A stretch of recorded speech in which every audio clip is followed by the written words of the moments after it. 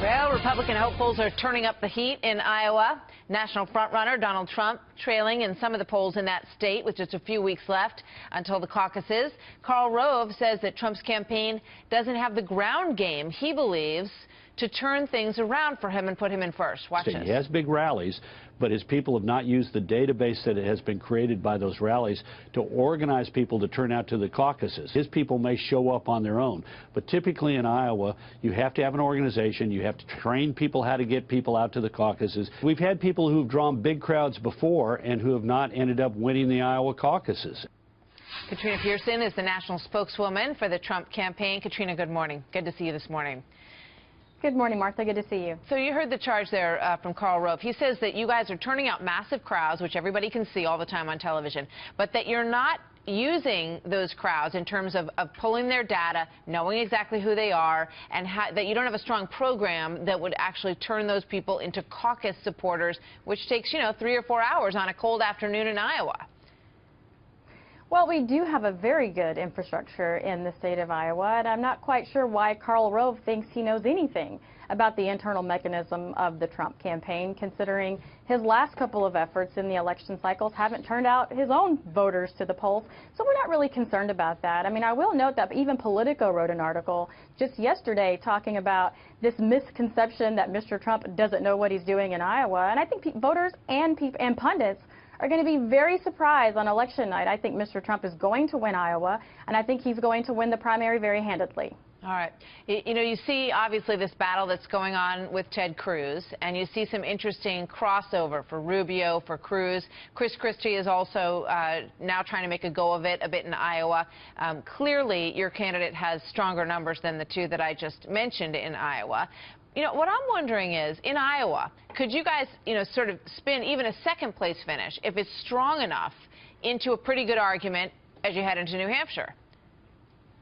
Well, I think absolutely. I mean, some of the other candidates you mentioned are really trying to be in third place. And, it's interesting that Mr. Trump has been on top this whole time, and then Mr. Cruz is up there now. Now he's becoming the source of a lot of attention, which is what happens when you're either tied in first place or ahead a little bit. So I think the next few weeks are going to be very integral, because everyone knows that voters in Iowa make their decisions at the last minute, and they're really going to be looking at who can best lead the country. And when you look, even in the polls where Senator Cruz is ahead by a few points, even those voters say that Mr. Trump is the best equipped and the best experienced to handle the future of the country. All right. So the other part of the story that we've been talking about this morning are the new ads that we've seen from Marco Rubio and from Ted Cruz, which basically try to move the ball forward to a general election. And they're saying that Donald Trump cannot beat Hillary Clinton.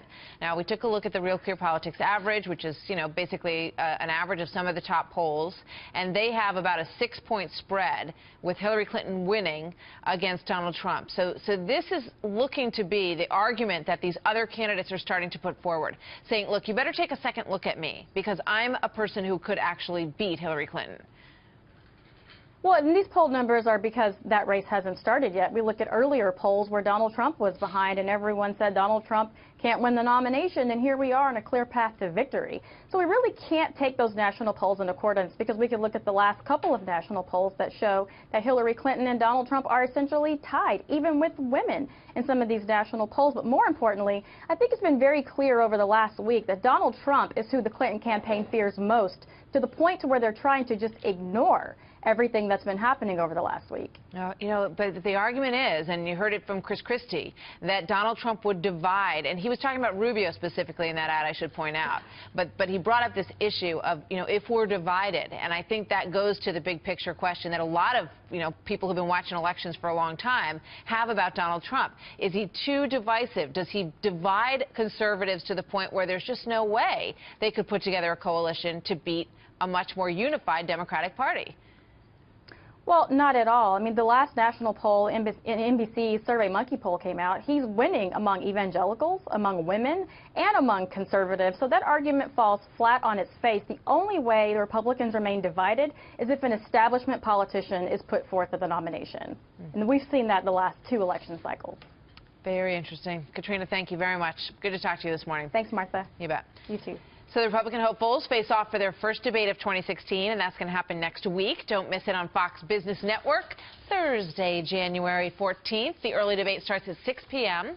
Trish Reagan and Sandra Smith will moderate that one. And then at 9 p.m. Eastern, you've got Neil Cavuto and Maria Bartiromo stepping into the moderator chairs, and they will kick off the second debate with the top polling candidates in that group. It's going to be Iowa's going to be fascinating. That's right. And, you know, given South Carolina's importance when they go third in this contest, too. So check it out a week from tomorrow.